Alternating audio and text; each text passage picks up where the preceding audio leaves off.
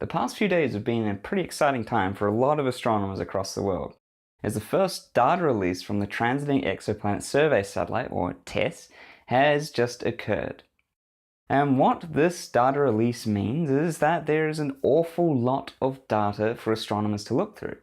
Primarily data on stars, and astronomers will be using this data to try and work out stellar properties, so perhaps in some cases how stars pulsate, change in size as time goes on, or in a lot of cases try and uncover if there might be some exoplanets or planets outside of our solar system orbiting these distant stars.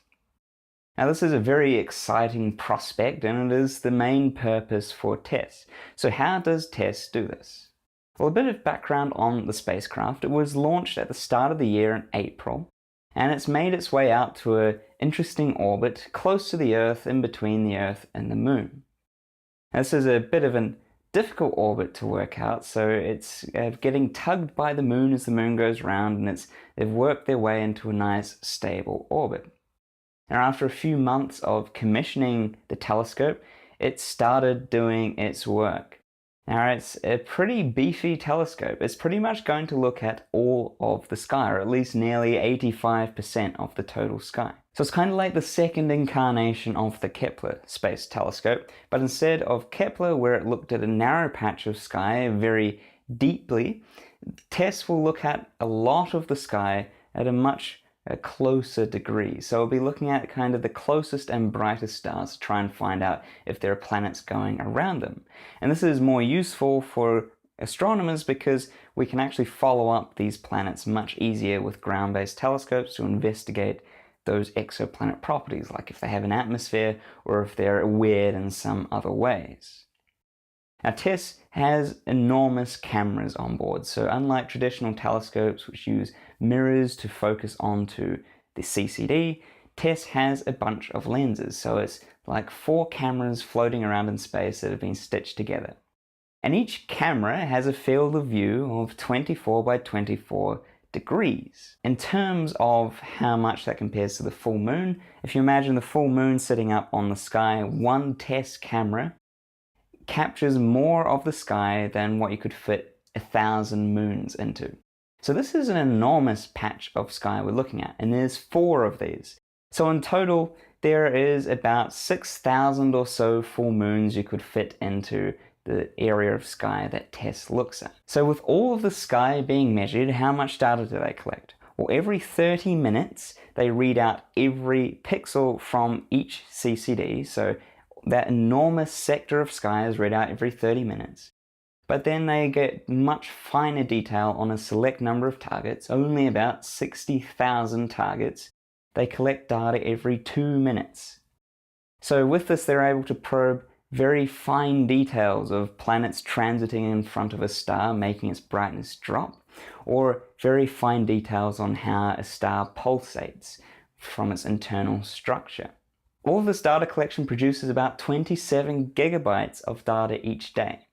And TESS will look at a sector for about 27 days. So over the course of a single observation run, TESS will collect over 700 gigabytes of data. And I know this quite well because I'm now downloading all of that data, or as I'm speaking right now, because I'll be using it for my own scientific purposes in the near future. So with all of this data and all of this sky covered, they hope to extend the number of planets we know by an extreme amount. So at the moment we know of about 4,000 to 5,000 exoplanets, but with TESS we hope to find on the order of tens of thousands of exoplanets. One estimate is that TESS will find 20,000 exoplanets, which is pretty crazy, and if we find that many, it will open up an enormous amount of possibilities for exoplanet science and the things to which we could study and try and understand. And they hope, of course, that we'll be able to uncover some Earth-like planets floating around stars not too far away from us that we could follow up and try and find if they might be habitable for life.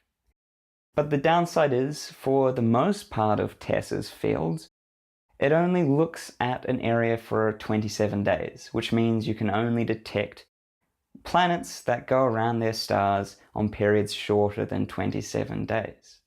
For this reason, they've kind of specialized TESS to look at the smallest stars, so things called M stars. Now these M dwarf stars are quite small and they're easier to find Earth-like planets around because they orbit much closer to the star because the star itself is so small.